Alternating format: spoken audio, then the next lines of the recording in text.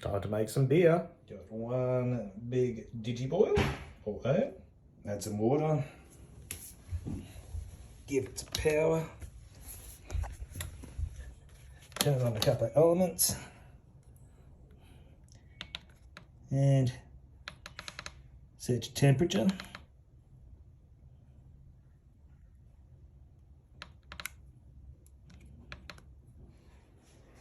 Add a Campton tablet. Alright guys, our water's pretty good here, but don't leave anything to chance. Mush it up and mix it up. And the water is at temperature, so I turn off the elements and insert the bag. And now add the grain to the mix, stirring all the time so it's nice and loose and you don't get any dough balls. Once the grain's all in, give it a good stir, making sure the mixture's all nice and loose like that. You don't want any dough balls, and if you get any, you just break them up. Lid on, jacket on, sleeping bag on to insulate the beer. Timer on for 1 hour. 1 hour is up. So, sleeping bag comes off, jacket off, lid off, and we've got to pull the bag with the grain out. Now, I squeeze it, get the most out of it. Some people go, no, you can get off flavours and whatever. I've never had off flavours, so this is how I make beer, so I squeeze. Bag is out, lid is on,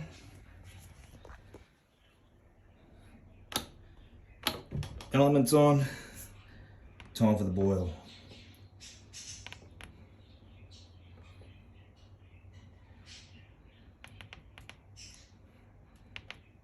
That'll take a little while. Alright, don't throw your grain away, put it in the compost or feed it to your mates. Nice rolling boil going. Time to add some hops. Again. Start the timer again for an hour. 10 minutes to go. Add half a Whitlock tablet.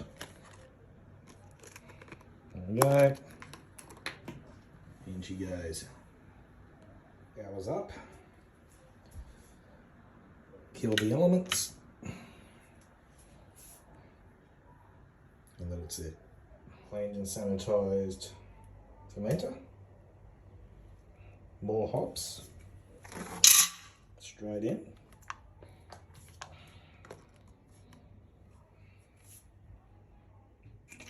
And here comes the beer.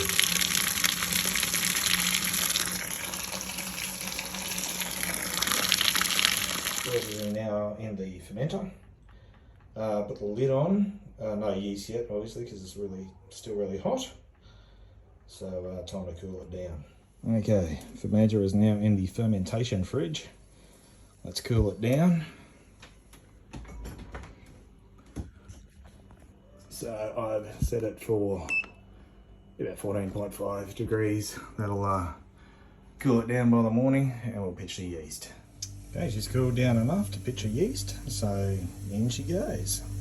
Yeast is in, and the fermenter is all buttoned up again. Now we just wait for fermentation.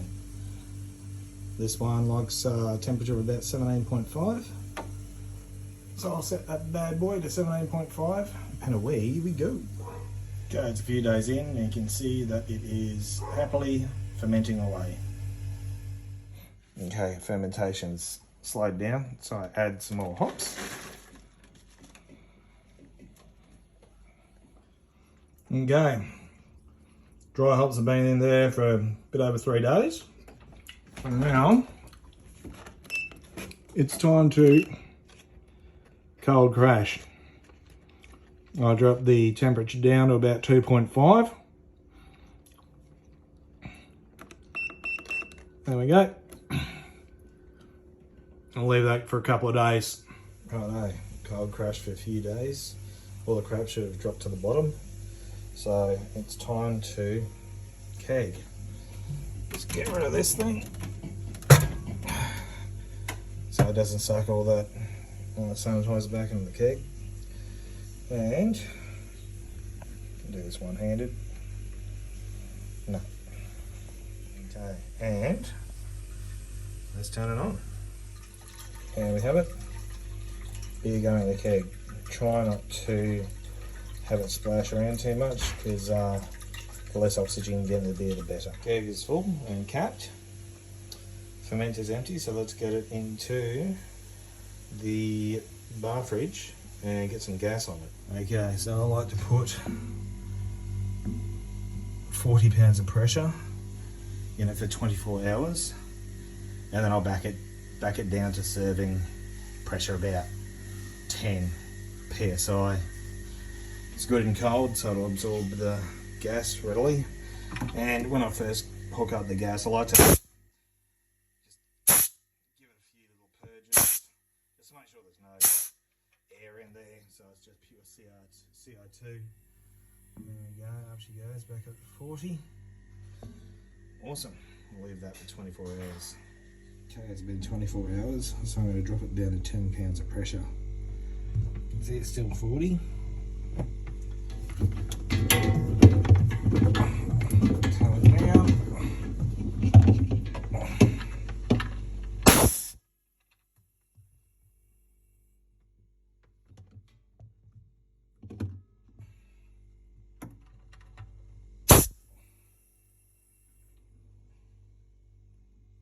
And I'll leave that for a day or two.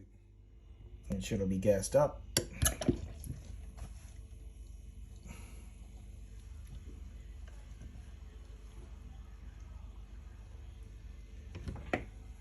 And there we have it. A perfect beer. Cheers. Delicious.